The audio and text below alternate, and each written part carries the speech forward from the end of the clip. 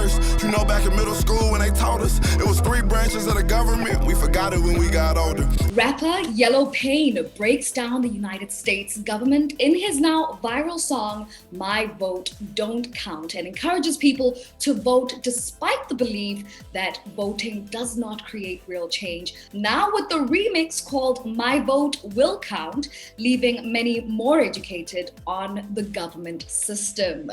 YelloPain, how you doing? Hey, what's going on? I'm doing awesome. It's not lost on me that the reason your song has been shared countlessly and viewed over 1.8 million times on YouTube alone is because of how real the sentiments that you actually shared are, especially in the Black community. What made you think that the message that you shared would be received differently this time? My cousin came to me and she was trying to tell me, like, you should make a song about voting, cuz. And I'm like, cuz, I love you, but I'm cool. I'm not into politics. You know what I mean? It's not an interest of mine. But she broke it down to me, and she broke it down to me so well. And I just had this wake up moment, and I was like, wow, cuz, so you mean to tell me that the reason why it's set up like this and why this is like this and like this is like this is because we don't vote? And I just felt a passion at that point. You talk about your cousin. She's running for Congress in Ohio. And that's who we see at the end of the music video. Exactly, yeah. My cousin Desiree Tim, she's running for Congress in the 10th district of Ohio.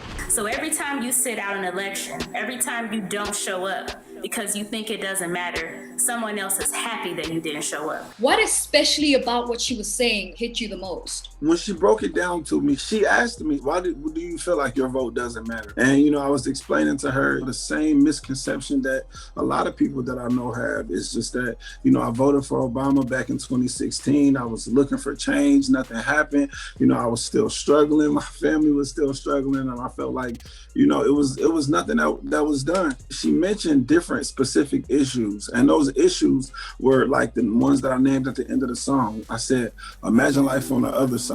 Roads better, schools better, everybody get their license back, grocery store food better, custody of your kids back.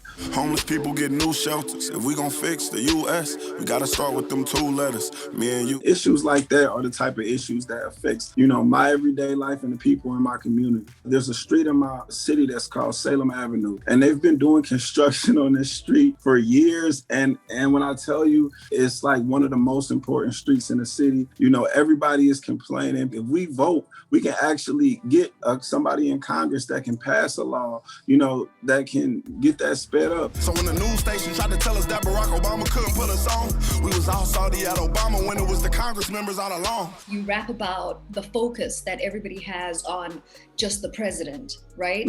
And for that same reason, there are people right now who are on the fence about voting, believe it or not, because of this whole, well, I don't know about this candidate. I don't know about this candidate. What do you say to a person who's still on the fence right now? I would tell them I was you, you know? I would tell them not too long ago, I felt the same way. I felt like, you know, everything was in the president's hand and that it, you know, my vote didn't count. But at the end of the day, we have to take some level of responsibility. It's the judicial, the legislative and executive. But all we know is the executive. That's the mayor or the governor and the president. Now, you take some really important and tough issues to discuss and you put it in a rap song that makes everybody kind of want to move and get engaged, and you're kind of reprimanding us, but I'm willing to hear it. How easy or hard was it to take such strong and tough issues and just simplify them in a rap song? I think I understand why poor people and, you know what I'm saying, low income communities, like why we don't vote as much, is because I think the lingo is just a little bit overwhelming. And I thought it was going to be so easy. I went to write the song, and then by the time I got to the second half of the song, mind you, I'm coming from somebody who previously didn't know nothing about politics. And I only know a little bit of information at this point. I was writing, it was like judicial, legislative, executive, and I was using all these big words. And then I pulled back, I was like, oh, wow, I sound like one of the people that I was complaining about. It took a while to write the song. It took a lot to simplify it.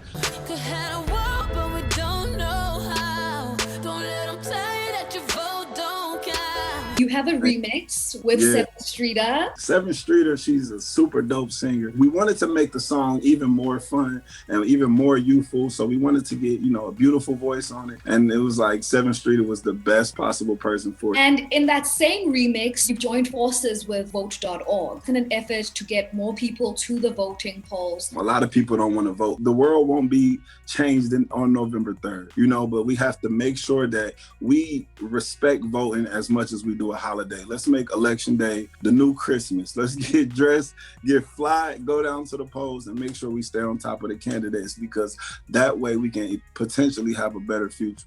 I know